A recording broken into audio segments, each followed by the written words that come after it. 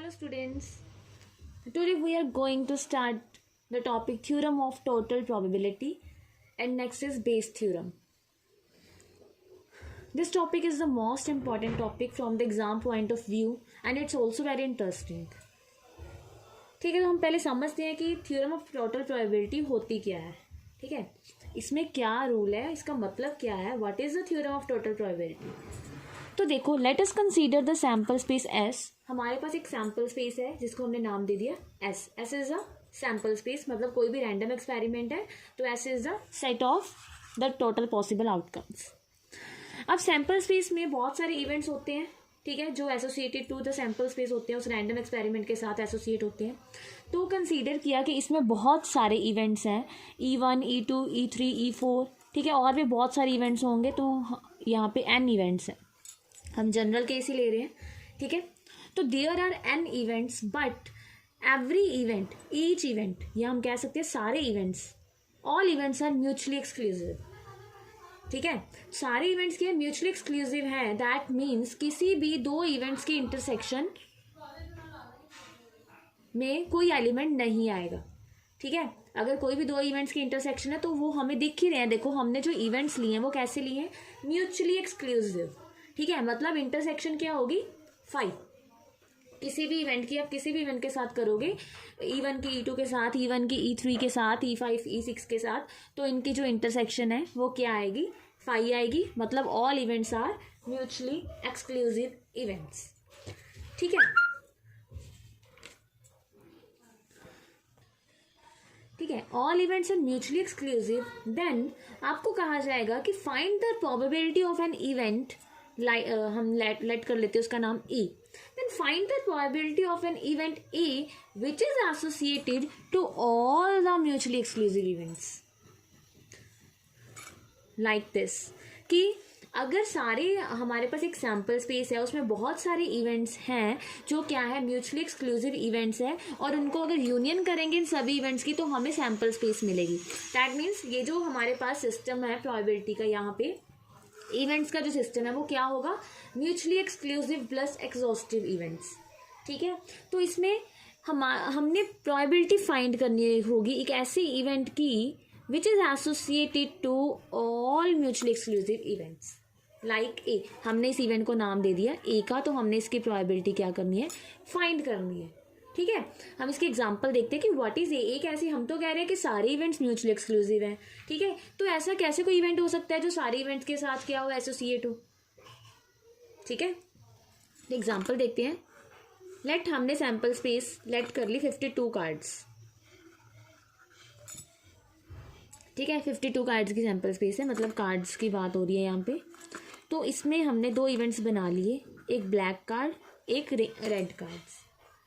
ठीक है, अब ये देखो, ये म्यूचुअली एक्सक्लूसिव है, यस, और इनके यूनियन करके हमारे पास सैम्पल स्पेस आएगी, यस. बट अगर हम कहें कि find the probability of the event the card drawn is a king, कि जो कार्ड हम यहाँ से बाहर निकाल रहे हैं वो किंग है, तो किंग तो कोई भी हो सकता है, रेड भी हो सकता है, ब्लैक भी हो सकता है. तो दैट मीन्स जो किंग वाला इवेंट होगा वो क्या होगा हमारे पास, which is associated to all mutually exclusive events.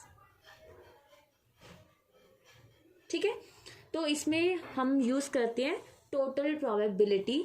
मतलब इसमें क्या है, जो इवेंट है ना वो सारे जो भी हमारे पास सैम्पल स्पेस की पार्टीशन n इवेंट्स में की गई है, तो जिस इवेंट, मतलब जो इवेंट है हमने जिसकी प्रोबेबिलिटी फाइंड करनी है वो इवेंट सारे इवेंट्स के साथ एसोसिएट होगा, तो हम उसमें लगाएंगे लॉ ऑफ टोटल प्रोबेबिलिटी. ठीक है, तो देखो ये इक्वल किसके होता है, दैट मीन्स हमने क्या फाइंड करना है, प्रोबेबिलिटी ऑफ ए. ठीक है, तो हम इसका डेफिनेशन डिफाइन करते हैं, क्या है, देखो डेफिनेशन क्या है. Let S be the sample space and S हमारे पास सैम्पल स्पेस है, E1, E2, E3 so on up to En क्या है, and mutually exclusive and exhaustive events. Mutually exclusive and exhaustive means, वो आप लिख सकते हो साइड पे, कि mutually exclusive means intersection of all EIs equals to 5.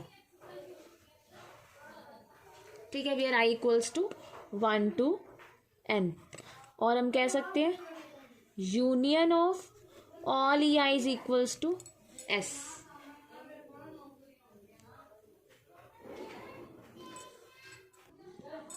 ठीक है, that means E1 intersection E2 equals to 5।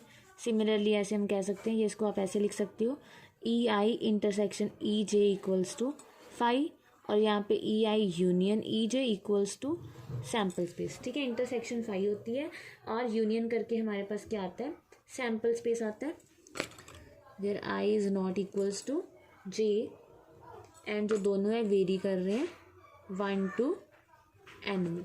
ठीक है, कि N इवेंट्स है हमारे पास, तो ये वेरी कर रहे हैं 1 to N तक। तो हाँ जी, अब प्रोबेबिलिटी ऑफ ए क्या होगी, तो देखो ए किस किस में आ रहा है, ये हमने मतलब सारे इस पार्ट की प्रोबेबिलिटी फाइंड करनी है। ठीक है, देखो इस पार्ट की प्रोबेबिलिटी फाइंड करनी है, तो हमें ये भी चाहिए। ठीक है, इसमें क्या क्या आएगा, ये आएगा, ये भी आएगा, ये भी आएगा, मतलब ए इवेंट में क्या आएगा, एक तरह से हमारे पास probability of A intersection E1 plus probability of A intersection E2, because ये सभी के साथ एसोसिएटेड है, E1 और E2 और EN, plus sum up to probability of A intersection EN। ठीक है, ए में क्या आएगा, सभी इवेंट्स के साथ इंटरसेक्शन आएगी, इसमें और भी बहुत सारे इवेंट्स हैं, N इवेंट्स हैं, ये सारी सैम्पल स्पेस इवेंट्स के साथ ही भरी हुई है, लाइक दिस, ऐसे यहाँ पे सारे इवेंट्स हैं, तो ए क्या है, इन सभी के साथ इंटरसेक्शन है, सारे इवेंट्स के साथ इंटरसेक्शन है, जो हमारे पास ए सेट है, because it is associated with all events. ठीक है, तो अब देखो इसको हम ऐसे लिख सकते हैं, हमें पता है कंडीशनल प्रोबेबिलिटी में हमने ये चीज़ की है, ये किसके इक्वल होगी, probability of A by E1, ऊपर इंटरसेक्शन और नीचे हम कह सकते हैं प्रोबेबिलिटी ऑफ E1। ठीक है, तो ए इंटरसेक्शन E1 किसके इक्वल होगी, probability of A into E1 into probability of E1। मतलब हम इसको ऐसे लिख सकते हैं, probability of A equals to probability of A by E1 into probability of E1, यहाँ पे probability of A by E2 into probability of E2 plus sum up to probability of A by EN into probability of EN। ठीक है, तो by law of total probability we get probability of A equals to probability of A by E1 into probability of E1 plus probability of A by E2 into probability of E2, sum up to कितने events हैं हमारे पास, N events हैं, तो इसलिए इसे बोलते हैं law of total probability, because इसमें जितने भी इवेंट्स हैं, ठीक है, एक तरह से उनके सारे इवेंट्स की प्रोबेबिलिटीज का समार है, तो इसे बोलते हैं लॉ ऑफ टोटल प्रोबेबिलिटी। अगर 2 इवेंट्स होंगे हमारे पास तो यहाँ तक ये फॉर्मूला होगा, अगर 3 इवेंट्स होंगे तो आगे भी होगा। ठीक है, N इवेंट्स है तो ये, तो देखो बेस थ्योरम क्या है, सेम ऐसे ही है, बेस थ्योरम भी इसी पे ही डिपेंड करती है। व्हाट इज बेस थ्योरम, देखो हमने एक एग्जांपल ली थी कि 52 कार्ड्स की सैम्पल स्पेस है, और यहाँ पे क्या है, ब्लैक है, यहाँ पे रेड कार्ड्स है, और ए है किंग का, है ना, जो इवेंट है वो किंग आना चाहिए, जो कार्ड हमने बाहर निकाला है वो किंग होना चाहिए, ये ए इवेंट है। ठीक है, तो बेस थ्योरम में क्या होगा, हमें जो एसोसिएटेड इवेंट है ना सारे इवेंट्स के साथ, जिसको हमने ए नाम दिया था, वो हमें गिवन होगा कि this event has already occurred. Okay, मतलब ये आपको गिवन है कि जो हमने कार्ड ड्रॉ किया है वो किंग का है, बट हमने प्रोबेबिलिटी क्या फाइंड करनी है कि कार्ड किंग का है बट वो ब्लैक होना चाहिए। अब देखो ये हमने E1 नाम दिया, ये हमने E2 नाम दिया, दैट मीन्स हमने क्या फाइंड करना है कि जो ए इवेंट है has already been occurred but it is from E1। ठीक है, तो एक तरह से बेस थ्योरम कंडीशनल प्रोबेबिलिटी ही है। ठीक है, तो देखो यहाँ पे क्या हो जाएगा, बस इसमें क्या है, वहां पे जो हमारे पास सिलेक्शन हमने करनी होती थी, ठीक है, वो हम सैम्पल स्पेस से करते थे कि हाँ एक इवेंट से करते थे। यहाँ पे हमारे पास बहुत सारे इवेंट्स है, सैम्पल स्पेस को पार्टीशन किया हुआ है बहुत सारे इवेंट्स में। ठीक है। तो एक तरह से ये क्या होती है, बेस थ्योरम भी कंडीशनल प्रोबेबिलिटी ही है कि वो कह रहे हैं कि जो कार्ड हमने बाहर निकाला है वो किंग का है, बट वो इवन से होना चाहिए।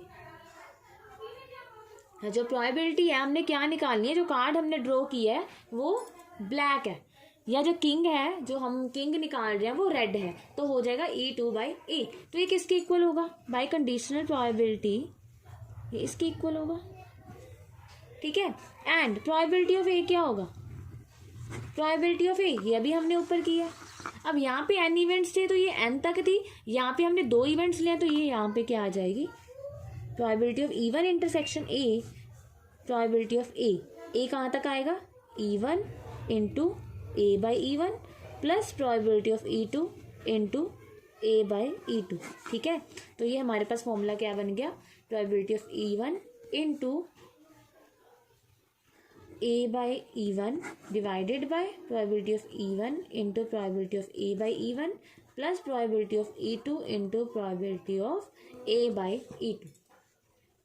सो ये हमारे पास फॉर्मूला हो गया बेस थ्योरम का, ठीक है। E1 E2 sum up to En है, वो वही इवेंट्स है, mutually exclusive and exhaustive events. Bayes theorem में क्या होगा, वैसे ही हमें एक इवेंट ऑलरेडी अकर्ड होगा, बट उसके लिए हमारे पास चॉइसेस होंगे कि हमने उसको फर्स्ट बैग से निकालना है। अगर बॉल्स हैं, हमने लेट किया कि रेड बॉल है, हमें गिवन है कि बॉल ड्रॉन इज रेड, ठीक है, ये गिवन इवेंट है। And find the probability it is from bag 2 if we have 3 bags, if it is from bag 2 हमने बैग सेकेंड से फाइंड करनी है, ठीक है। कंडीशनल प्रोबेबिलिटी में क्या था, हमारे पास सिर्फ एक ही बैग होता था, या मतलब एक ही कंडीशन होती थी कि हाँ हमने इसी से रेड बॉल की प्रोबेबिलिटी फाइंड करनी है। चलो ठीक है, बॉल रेड है या ये सेकंड है या थर्ड है, ऐसी कंडीशंस गिवन, एक कंडीशन गिवन होती थी और एक हमने एक की प्रोबेबिलिटी हमने फाइंड करनी थी। तो हम कहते थे A has been already occurred, then find the probability of this event, ठीक है। तो ये थी theorem of total probability and Bayes theorem. तो ये फॉर्मूला है, देख लो, बिल्कुल सिंपल है। प्रोबेबिलिटी ऑफ E1/E1, अगर हमने E1/A फाइंड करना है तो ऊपर हमारे पास probability of E1 and A/E1 आएगा और नीचे सारे इवेंट्स का सम, जितने भी इवेंट्स हैं उनकी प्रोबेबिलिटीज, उनके इंटरसेक्शंस का सम, और यही लॉ ऑफ टोटल प्रोबेबिलिटी है। देख लो प्रोबेबिलिटी ऑफ ए, एक तरह से यही क्या है, लॉ ऑफ टोटल प्रोबेबिलिटी। तो ये फॉर्मूलेज आप याद कर लेना, ये याद कर लो, एक फॉर्मूला याद करोगे आपको सारे याद हो जाएंगे। ए की प्रोबेबिलिटी फाइंड करनी है, A/E1 E1, A/E2 E2, sum up to En तक जाना है। और अगर हमने बेस थ्योरम में ऐसे फाइंड करनी है प्रोबेबिलिटी, तो जिस इवेंट की फाइंड करनी है E1/A, तो ऊपर हमारे पास E1 की इंटरसेक्शन आएगी ए के साथ और नीचे सभी के सम की, ठीक है। तो हम इसके साथ के सम्स करते हैं, देखो। तो देखो सबसे पहले यहाँ पे हम इवेंट्स चूज करेंगे, E1 E2 E3 A, जितने भी इवेंट्स बनते हैं पहले हम इवेंट्स बनाएंगे, ठीक है। देखो हमारे पास है, अ bag contains 4 red and 4 black balls. एक बैग है जिसमें 4 रेड एंड 4 ब्लैक बॉल्स हैं, ठीक है। Another bag contains, that means हमारे पास 2 बैग्स हैं, ठीक है। एक बैग में क्या है, 4 रेड एंड 4 ब्लैक, ठीक है। एंड दूसरे बैग में क्या है, 2 रेड एंड 6 ब्लैक, ओके। तो 2 बैग है हमारे पास। अब वो कह रहे हैं one of the 2 bags is selected at random, दोनों में से एट रैंडमली एक बैग सिलेक्ट किया, which is and a ball is drawn from the bag which is found to be red.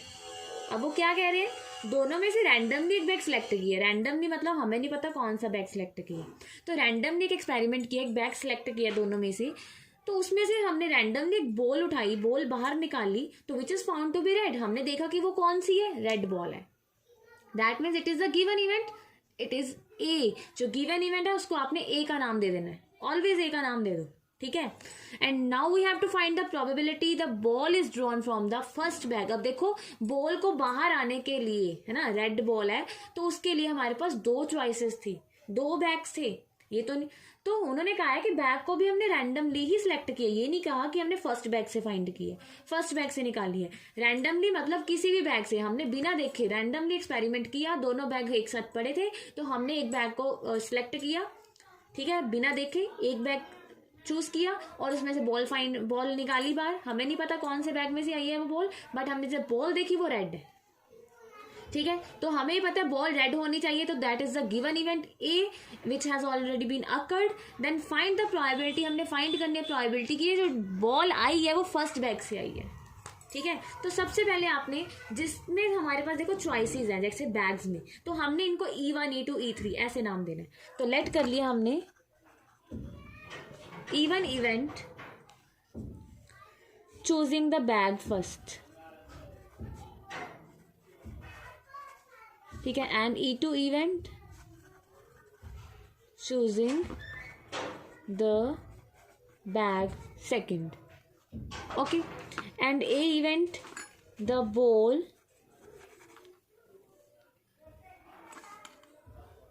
drawing is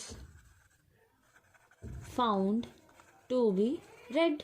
जो बॉल हमने बाहर निकाली है वो रेड है, सारे इवेंट्स आ गए। और अब हमने फाइंड क्या करना है कि बॉल तो रेड है बट वो कहाँ से आ रही है, फर्स्ट बैग से। दैट मीन्स हमने फाइंड करना है PE1/A, बस कुछ नहीं करना, सिंपल फॉर्मूला अप्लाई करना है जो किसके इक्वल होगा,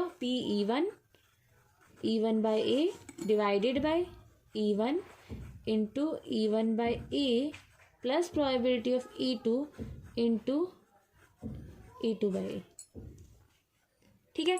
तो प्रोबेबिलिटी ऑफ E1, हाँ जी, अभी आपको देखना है कि E1 इनकी प्रोबेबिलिटीज क्या होंगी। तो देखो प्रोबेबिलिटी ऑफ E1 क्या होगी, अब यहाँ पे फाइंड कर सकते हो सारी प्रोबेबिलिटीज। तो देखो बैग तो हमारे पास 2 है, तो बैग को चूज करने के लिए हमारे पास दोनों बैग्स की प्रोबेबिलिटी क्या होगी, 1/2, क्योंकि अगर हम फर्स्ट बैग चूज कर रहे हैं तो टोटल बैग्स 2 है, उसमें से फर्स्ट बैग चूज किया 1/2। सिमिलरली सेकंड बैग के लिए भी सेकंड बैग तो एक ही है और टोटल 2 है, तो इनको भी चूज करने के लिए प्रोबेबिलिटी 1/2, यानी probability of E1 and E2। Now हमने फाइंड करनी है प्रोबेबिलिटी ऑफ, सॉरी यहाँ पे हमारे पास है A/E1,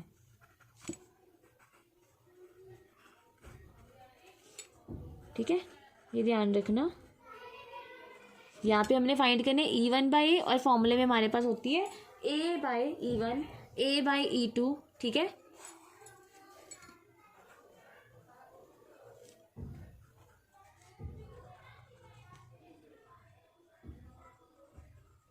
ठीक है, चलो, तो ये हमारे पास हो गया प्रोबेबिलिटी ऑफ A/E1। अब इसको कैसे पढ़ेंगे, देखो E1 that means first bag को चूज किया एंड रेड बॉल फाइंड की, फर्स्ट बैग को चूज किया और रेड बॉल की प्रोबेबिलिटी क्या आएगी, फर्स्ट बैग में रेड बॉल्स कितनी है 4 और टोटल कितनी है 4/8। अब probability of A/E2, second bag choose किया और बॉल क्या है रेड, तो इसमें कितनी है 2, तो ये होगी 2/8, ठीक है, टोटल 8 ही है, तो ये होगी 2/8। अब आगे हमारे पास सारी प्रोबेबिलिटीज, अब हमने वैल्यूज पुट करनी है। तो प्रोबेबिलिटी ऑफ, यहाँ पे देखो वैल्यूज पुट करते हैं हम, क्या आ जाएगा हमारे पास, probability of E1 is 1/2, A/E1 is 4/8, 1/2 into 4/8 plus 1/2 into 2/8, ठीक है। जब हम LCM लेंगे तो ऊपर हमारे पास 4 आएगा और नीचे LCM 16 आएगा, यहाँ पे भी 16 आएगा, वो कैंसिल हो जाएगा, तो यहाँ पे हमारे पास क्या रह गया 4/6, दैट मीन्स 2/3। तो ये आ गई हमारे पास रिक्वायर्ड प्रोबेबिलिटी। तो 2/3 is the probability of E1/E, ठीक है। अब नेक्स्ट देखो, मोदी समझ आ जाएगा आपको क्या कह रहे हैं ये। तो नेक्स्ट देखो, in answering a question or multiple choice test a student either knows the answer or guesses. कहते मल्टीपल चॉइस टेस्ट में स्टूडेंट ने आंसर देना है, ठीक है, मल्टीपल चॉइस टेस्ट है तो स्टूडेंट ने आंसर्स देने हैं, तो वो कह रहे हैं या तो वो गेस करेगा या उसको पता होगा, ठीक है, या तो वो क्या करेगा गेस करेगा आंसर, या फिर उसको क्या है पता होगा कि आंसर क्या है, ओके। तो let 3/4 be the probability that he knows the answer. अगर उसको आंसर पता है तो उसकी प्रोबेबिलिटी है 3/4 एंड 1/4 प्रोबेबिलिटी अगर वो गैस कर रहे हैं, अगर वो गैस कर रहे हैं तो उसकी प्रोबेबिलिटी मतलब गैस करने के चांसेस 1/4 हैं एंड पता होने के चांसेस 3/4 हैं. Assuming that a student who guesses at the answer will be correct with the probability 1/4. अब हमें और क्या कह रहे हैं कि स्टूडेंट ने गैस किया आंसर और वो करेक्ट है तो उसकी प्रोबेबिलिटी क्या है 1/4. Then what is the probability that the student knows the answer given that he answered it correctly? तो हमने प्रोबेबिलिटी क्या फाइंड करनी है कि स्टूडेंट को आंसर पता है, उसकी प्रोबेबिलिटी फाइंड करनी है और given that he answered it correctly और उसने आंसर क्या दिया है, करेक्ट दिया. तो सबसे पहले E1 E2 इवेंट्स देखते हैं वो क्या बनेंगे. तो देखो वो कह रहे हैं, देखो जिससे हमने पहले तो ये देख लिया करो जिसकी हमने प्रोबेबिलिटी फाइंड करनी है वो E1 E2 आते हैं बेस थ्योरम में, ठीक है. और जो गिवन इवेंट उसको हम ए नाम देते हैं. तो ए हमारे पास है स्टूडेंट आंसर्ड करेक्टली, ठीक है. तो E1 E2 क्या होगा, यहाँ पे देखो दो ऑप्शंस है, या तो वो कह रहे हैं कि स्टूडेंट गैस कर रहा है या वो कह रहे हैं कि स्टूडेंट को आंसर पता है, ठीक है. तो एक इवेंट हो गया कि स्टूडेंट नोज द आंसर, या तो उसको पता है, और E2 इवेंट हो गया स्टूडेंट गेसेस द आंसर, कि वो गैस कर रहा है.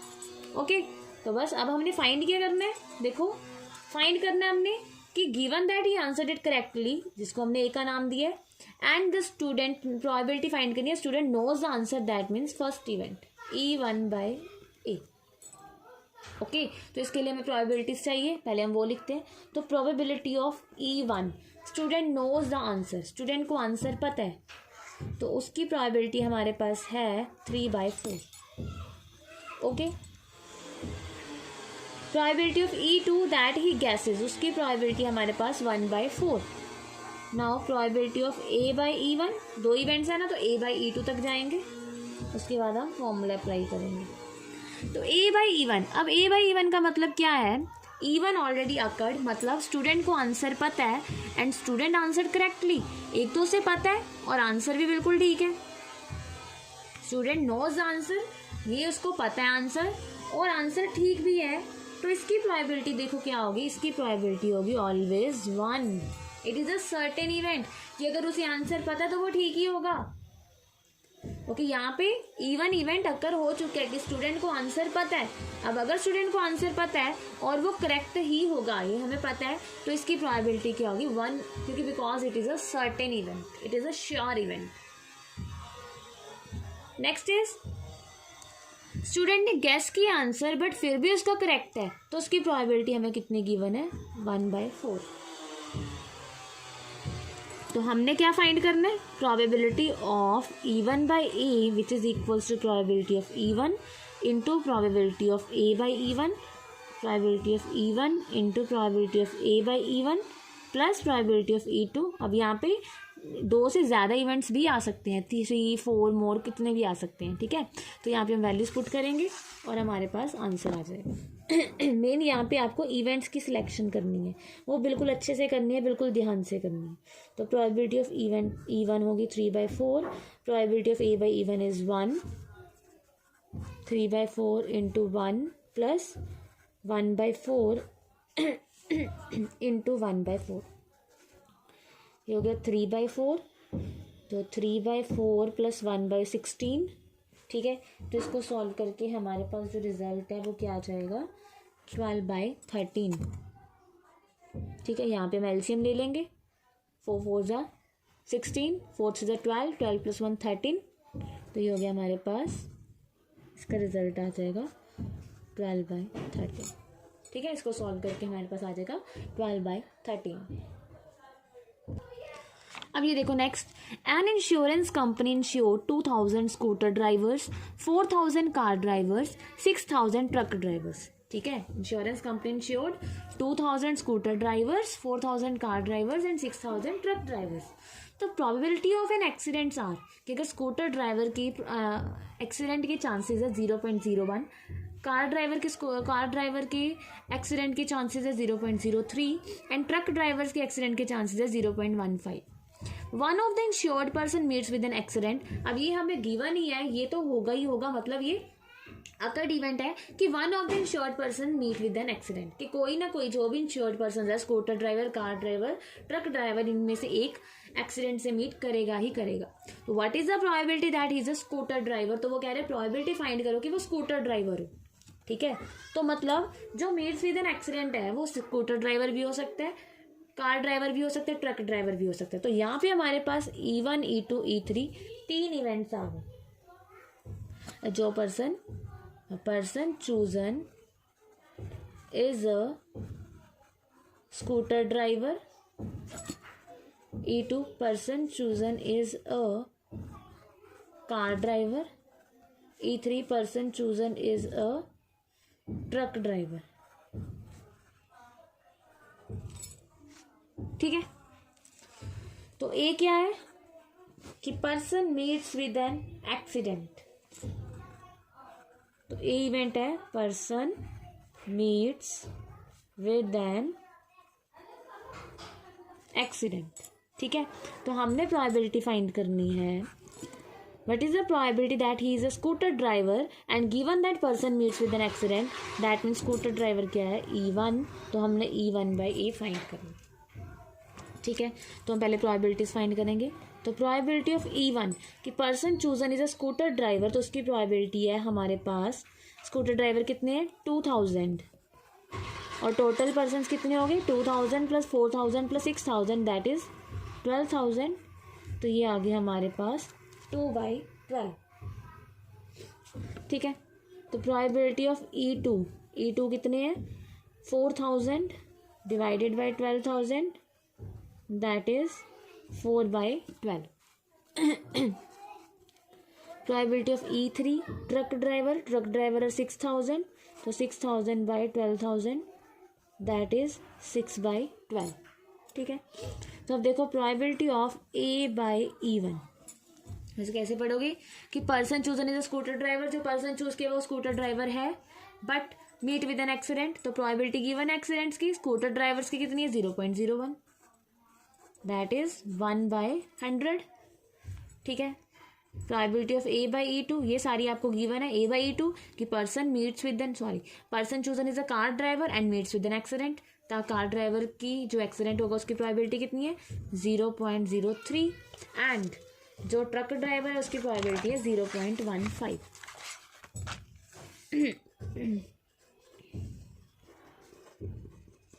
ठीक है, सो हमने क्या फाइंड करना है E1/A, इसके इक्वल होगा probability of E1 into probability of A/E1 divided by कितने इवेंट्स, अब यहाँ पे 3 इवेंट्स है, E1 A/E1 plus E2 A/E2 E3 A/E3। ठीक है, तो इसमें वैल्यूज पुट करेंगे बस। प्रोबेबिलिटी ऑफ E1 क्या है हमारे पास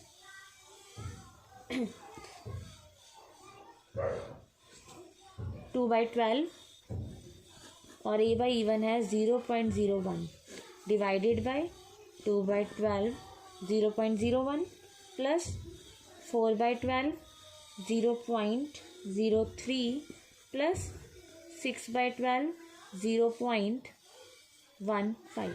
ठीक है, मैं यहाँ पे 12 इसलिए रखती हूँ, वैसे तो कटिंग कर सकते हैं, कटिंग करेंगे फिर हमें एलसीएम लेना पड़ेगा, तो इसलिए यहाँ पे 12 रखती हूँ ताकि हमारे पास इजीली कटिंग हो जाए। अगर हम एलसीएम लेंगे यहाँ पे 12 और यहाँ पे भी 12 है और इजीली कटिंग हो जाएगी। तो ऊपर हमारे पास क्या आ गया एक तरह से 0.02 डिवाइडेड बाय यहाँ पे क्या आ जाएगा, ये 12 तो ख़त्म हो जाएगा एलसीएम लेके, 0.02 प्लस ये हो जाएगा हमारे पास 0.12 प्लस ये हो जाएगा हमारे पास 0.90। ठीक है, तो ये आ गई हमारे पास, इसको अगर हम सॉल्व करेंगे तो ये प्रोबेबिलिटी ये आ गई हमारे पास 0.02 और इनको ऐड करेंगे हमारे पास आ जाएगा 1.04। तो अगर हम पॉइंट्स को हटा दें तो ये आ जाएगी 2/104 which is equals to 1/52। That is the answer.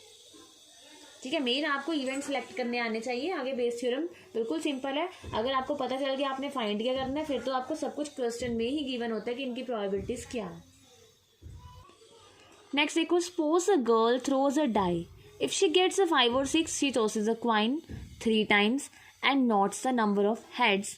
Girl throw कर रही है डाई, बट कह रहे हैं अगर if she gets a 5 or 6, अगर डाई पे 5 or 6 में से कुछ आ रहा है, देन वो एक क्वाइन लेगी, she tosses a coin 3 times, और 3 टाइम उस क्वाइन को टॉस करेगी and notes the number of heads. ठीक है, और नंबर ऑफ हेड्स नोट करेगी कितनी बार उसके पास हेड आया। इफ शी गेट्स 1 2 3 4, अगर 5 और 6 के अलावा उसके पास कुछ आता है डाई थ्रो करके, then she tosses a coin once, then वो क्वाइन को एक बार टॉस करेगी and notes whether a head और a tail. Okay, if she obtained exactly 1 head, अब ये हमारे पास गिवन इवेंट हो गया कि if she obtained exactly 1 head, कि अगर उसके पास सिर्फ एक हेड ही आ रहा है, then what is the probability that she threw 1 2 3 और 4 विद द डाई। तो वो कह रहे हैं कि प्रोबेबिलिटी फाइंड करो कि हेड एग्जैक्टली 1 हेड आ तो रहा है, पर हमने किस इवेंट का लेना है, जब उसने 1 2 3 4 गेट किया, जब उसने डाई थ्रो किया और 1 2 3 4 आया तब। ठीक है, कि हेड तो दोनों में आ सकता है ना, यहाँ पे भी वो हेड आ सकता है, यहाँ पे भी एग्जैक्टली 1 हेड आ सकता है। तो कौन सा केस लेना है, कौन सा इवेंट लेना है, 1 2 3 4 वाला।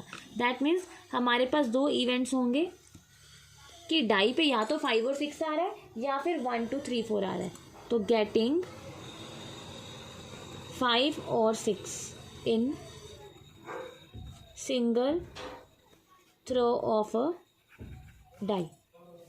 ठीक है, और E2 हो गया गेटिंग 1 2 3 और 4 in single throw of die. और ए क्या हो गया हमारे पास, ये जो मिला है, if she obtained exactly 1 head, तो ए हो गया हमारे पास गेटिंग एग्जैक्टली 1 हेड। ठीक है, तो प्रोबेबिलिटीज फाइंड करते हैं, बिल्कुल सिंपल। और हमने फाइंड क्या करना है, प्रोबेबिलिटी ऑफ, अब 1 2 3 4 E2 में है, तो E2 बाई ए हमने क्या करना है, फाइंड करना है। ठीक है, तो प्रोबेबिलिटी ऑफ E1 क्या आएगी, टोटल डाइस पे 6 होते हैं डाइस में, तो यहाँ पे 2 है, तो ये आ गई 1/3। चलो इसको ऐसे ही रख लो, फिर बाद में कटिंग करनी आसान हो जाती है, सॉल्व करना। तो प्रोबेबिलिटी ऑफ E2 ये आ जाएगी हमारे पास 4/6। तो probability of A by E1 और probability of A by E2। तो अब यहाँ पे देखो, probability of A by E1 that means getting 5 और 6 in single throw of a die. ठीक है, 5 और 6 आया है, तो उसमें क्या है, उसमें उसने 3 बार कॉइन टॉस किया है। अब हमने क्या प्रोबेबिलिटी फाइंड करनी है A/E1 में, A/E1 में हमने फाइंड करनी है कि उसने एक जो ये वाला इवेंट है E1 वो अकर हो चुका है, वो ऑलरेडी गिवन है, गेटिंग 5 और 6 in single throw of a die, but हमने फाइंड करनी है प्रोबेबिलिटी एग्जैक्टली 1 हेड है A/E1। अगर उसने 5 और 6 डाई थ्रो की है, 5 और 6 आया है, तो उसमें एग्जैक्टली 1 हेड आने की प्रोबेबिलिटी की है। तो हमें पता है जब उसने 5 और 6 जब उसने डाई थ्रो की है एंड 5 और 6 आया, तो उसने 3 बार कॉइन टॉस किए। तो अब 3 बार कॉइन टॉस करते हैं तो हमारे पास क्या आती है sample space, HHT HTH HTT THH THT TTT TTH। तो एग्जैक्टली 1 हेड कहाँ पे, देखो 1 2 3 4। तो 4 केसेस में हमारे पास क्या है, एग्जैक्टली 1 हेड, सॉरी 3 केसेस में एग्जैक्टली 1 हेड, यहाँ पे 2 है, तो एग्जैक्टली 1 हेड 3 केसेस में है। तो प्रोबेबिलिटी ऑफ A/E1 कितनी होगी, 3/8। ठीक है, और यहाँ पे A/E2 मतलब E2 है कि 1 2 3 4 आया है। ठीक है, तो उसने एक बार कॉइन टॉस किया, तो उसमें हेड कितनी बार आएगा, 1 टाइम्स ही आएगा, 1/2। तो रिक्वायर्ड प्रोबेबिलिटी जो हमने फाइंड करनी है वो करनी है probability of E2 by A। ये किसकी इक्वल होगी, probability of E2 into E2 by A divided by, अब हमारे पास दो इवेंट्स हैं, E1 सॉरी यहाँ पे A बाई E2, ठीक है, A by E1 plus probability of A by E2। तो प्रोबेबिलिटी ऑफ E2 हमारे पास है 2/6 and A by E2 is 1/2, तो 4/6। तो probability of E1 2/6 and A by E1 is 3/8 plus probability of E2 is 4/6 and ये हो गया 1/2। तो इसको सॉल्व कर लेते हैं, ये हमारे पास आ जाएगा सॉल्व करके 8/11। ठीक है, मतलब इसमें क्या था, देखो एक डाइस थ्रो की है, ठीक है, डाइस थ्रो की है, तो वो कह रही है या तो उसके पास 5 और 6 आ रहा है या 1 2 3 और 4 है। तो पता ही है इसकी दो इवेंट्स में पार्टीशन कर दी, जैसे हमने कहा था इसमें बहुत सारे इवेंट्स होंगे तो इसमें 2 इवेंट्स की पार्टीशन कर दी। अब अगर 5 और 6 करी है तो वो कॉइन को 3 टाइम्स टॉस करी है, जिसकी वजह से उसके पास सैम्पल स्पेस आ गई HHH, HHT, HTH, HTT, है ना।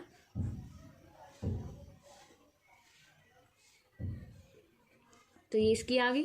अगर 1 2 3 और 4 आ रहा है तो एक बार कॉइन टॉस करिए तो या तो फिर हेड आएगा या फिर टेल आएगा, ठीक है। तो एक तरह से ये इसकी डायग्राम होगी। तो जब हमने A बाई E1 या A बाई E2 निकाला तो हमने इसको देखा है कि एग्जैक्टली 1 इवेंट हो चुका है, ठीक है। तो 5 और 6 तो आ रहा है, बट हमने प्रोबेबिलिटी फाइंड करनी है कि उसमें एग्जैक्टली 1 हेड आए। तो एग्जैक्टली 1 हेड 3 में आ रहा है, इसमें आ रहा है, इसमें आ रहा है और HTT, THT एंड TTH इसमें आ रहा है। तो इसकी प्रोबेबिलिटी 3/8 होगी और यहाँ पे एग्जैक्टली 1 हेड एक में ही आ रहा है तो 1/2 होगी। तो बस वैल्यूज पुट की और हमारे पास रिजल्ट आ गया। तो नेक्स्ट देखो, अ card from a pack of 52 cards is lost. Total 52 cards है, उसमें से एक कार्ड लॉस्ट हो गया, ठीक है, मिसिंग हो गया। Then from the remaining cards of the pack 2 cards are drawn. तो कह रहे जो रिमेनिंग कार्ड्स रह गए उसमें से हमने क्या किया, 2 कार्ड्स ड्रॉन की, बाहर निकाली। And are found to be both diamonds, और ये फाउंड वाला सेट होता है वो A सेट होता है।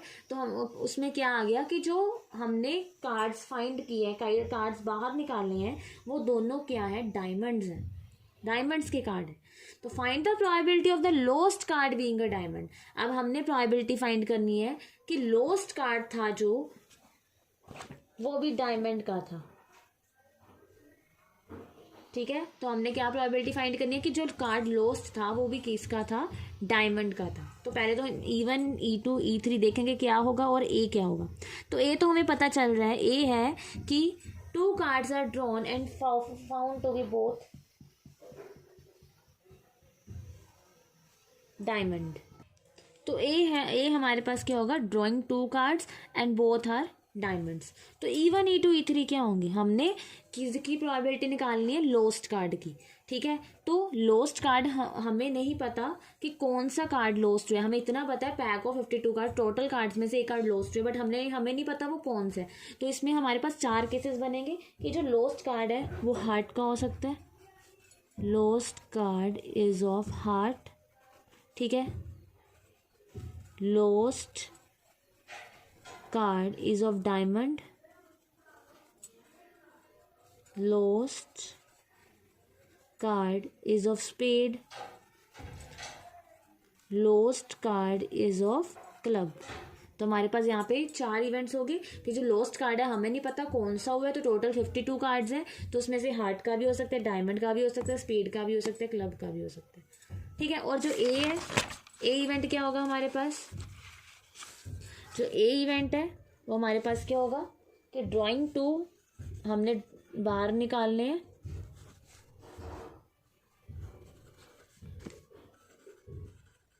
डायमंड कार्ड्स, वो क्या होने चाहिए, डायमंड होने चाहिए, both are found to be diamond, ठीक है, फ्रॉम द रिमेनिंग कार्ड्स। तो ये हमारे पास क्या हो गया, A इवेंट, ठीक है। तो हमने फाइंड क्या करना है, प्रोबेबिलिटी ऑफ, तो देखो दोनों कार्ड डायमंड हो और लोस्ट कार्ड हो, है ना।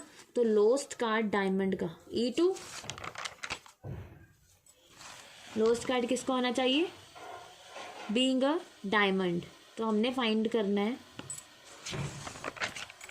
तो यहाँ पे हमने फाइंड करना है E2/A। ठीक है, तो चलो देखते हैं। Probability of E1, probability of E2, इन सभी की प्रोबेबिलिटी सेम आएगी, बिकॉज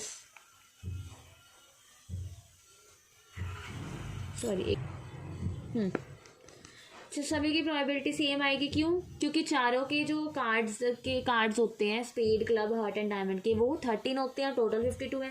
तो अगर लोएस्ट कार्ड डायमंड है तो डायमंड के कितने ऑप्शंस है, 13/52। लोएस्ट कार्ड अगर स्पेड है या क्लब है या हार्ट है, फिर भी उसकी चांसेस कितने हैं, 13/52। कोई भी रैंडमली कार्ड आ सकता है, तो ये आ गई 1/4। अब हमने फाइंड करना है A/E1। चलो, A/E1 का मतलब क्या होगा, देखो, drawing 2 diamond cards from the remaining cards. एक तो हमने 2 कार्ड्स निकाले हैं जो रिमेनिंग रह गए, ये निकालने हैं। E1 क्या है, अब देखो, E1 इवेंट अक्कर हो चुका है। E1 है कि जो कार्ड लॉस्ट हुआ है वो हार्ट का लॉस्ट हुआ है। E1 हमने क्या लेट किया था कि lost card is a heart. अब अगर एक कार्ड हमारा लॉस्ट हो गया तो टोटल कार्ड्स कितने रह गए, 51।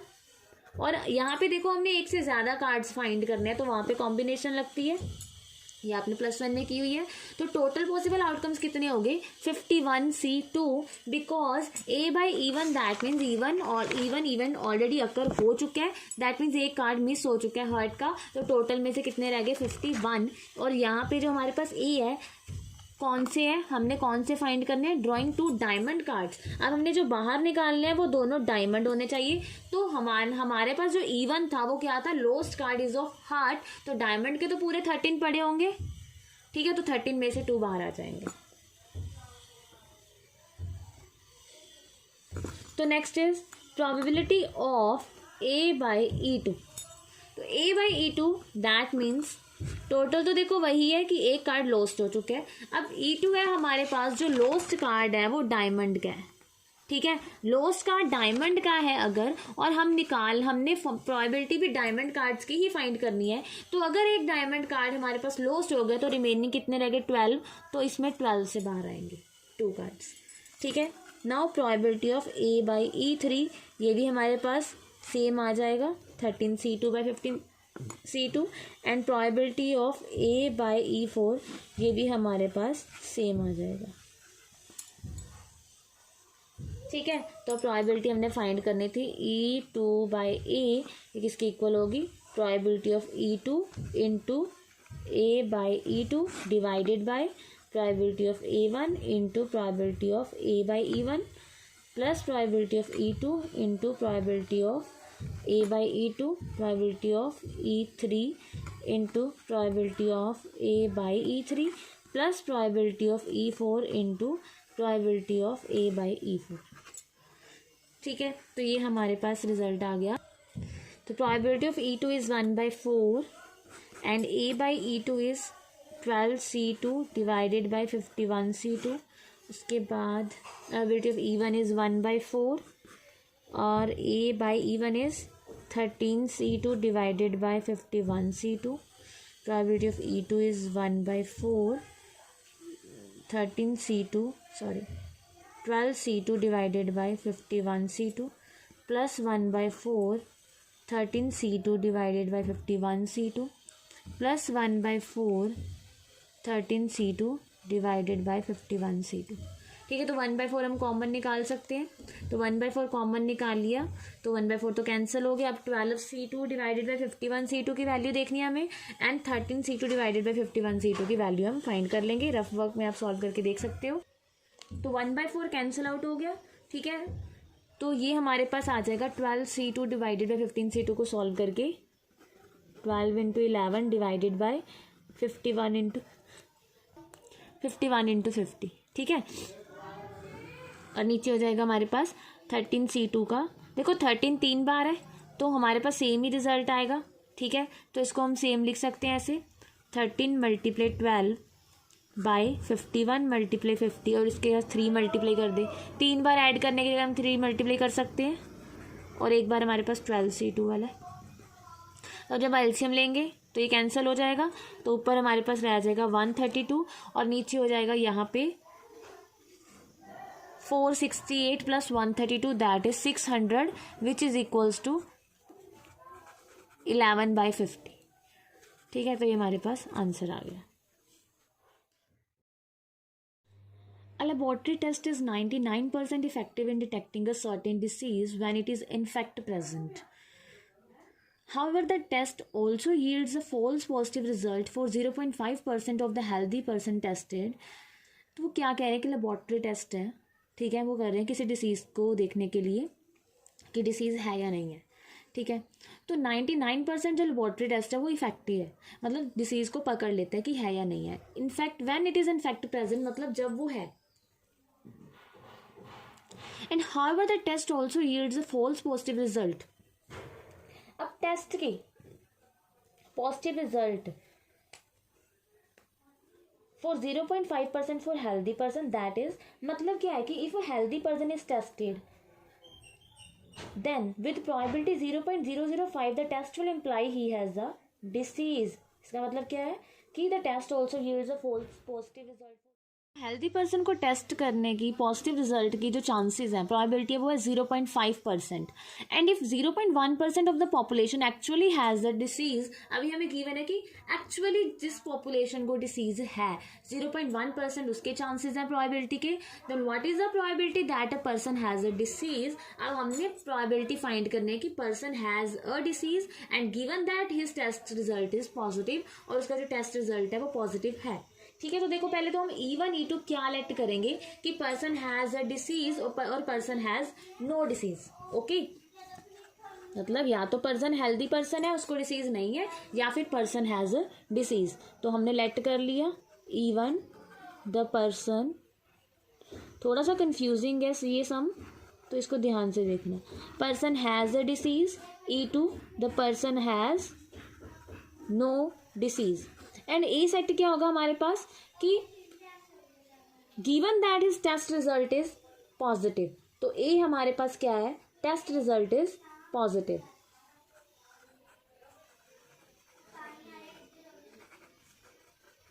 ठीक है, हमने फाइंड क्या करना है, probability of person has a disease, that means E1/A।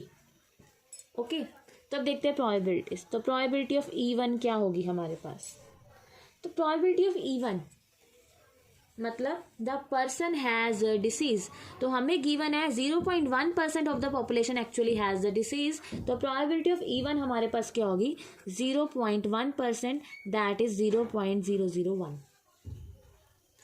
Probability of E2, अब E2 है हमारे पास the person has no disease, person को डिसीज नहीं है, तो हम ऐसे फाइंड कर सकते हैं person has no disease, that means 1 minus 0.001, तो ये आगे हमारे पास 0.999, बिकॉज हैज अ डिसीज इतनी प्रोबेबिलिटी है, नो डिसीज दैट मीन्स हम इसको 1 से माइनस कर देंगे। ओके, अब हमें चाहिए प्रोबेबिलिटी ऑफ A/E1। अब A/E1 क्या है, इवन इवेंट अकर्ड कि person has a disease, person को डिसीज है, तो प्रोबेबिलिटी हमने फाइंड करनी है कि टेस्ट रिजल्ट इज पॉजिटिव, तो ये क्या होगी, देखो laboratory test is 99% effective in detecting certain disease when it is in fact present, तो ये वही चीज होगी जब वो इन फैक्ट प्रेजेंट है, दैट मीन्स रिजल्ट क्या होगा, टेस्ट रिजल्ट पॉजिटिव होगा, और पर्सन हैज अ डिसीज, और पर्सन को डिसीज भी है बिकॉज वो प्रेजेंट है, तो इसकी प्रोबेबिलिटी हमारे पास हो जाएगी 99/100, दैट इज 0.99। ठीक है, तो प्रोबेबिलिटी ऑफ A/E1 कितनी आ गई 0.99। तो probability of A/E2 that means E2 event has occurred कि पर्सन को कोई डिसीज नहीं है, दैट मीन्स हेल्दी पर्सन हो गया एक तरह से। ठीक है, एंड प्रोबेबिलिटी ऑफ A/E2 कि पर्सन को कोई डिसीज नहीं है बट फिर भी टेस्ट रिजल्ट पॉजिटिव है, तो उसकी प्रोबेबिलिटी हमें कितनी गिवन है 0.5%। The test also yields a false positive result for 0.5% of the healthy person tested. ठीक है, तो इसमें हमारे पास क्या आएगा 0.5%, दैट मीन्स 0.005।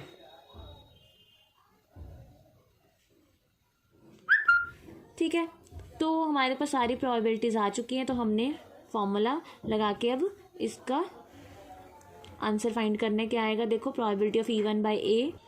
तो प्रोबेबिलिटी ऑफ E1 बाई ए क्या हो गया, probability of E1 into probability of A by E1 divided by probability of E1 into probability of A by E1 plus probability of E2 into probability of A by E2। ठीक है, तो values put करेंगे यहाँ पे 0.001 multiply 0.99 plus 0.999 multiply 0.005, so it is equals to 0.00099 divided by, इसको multiply करेंगे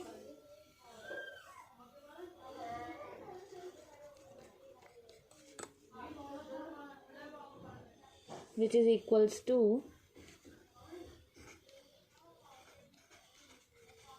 divided by 0.005985 और ये रिजल्ट हमारे पास आ जाएगा 990 बाई 5985 इक्वल्स टू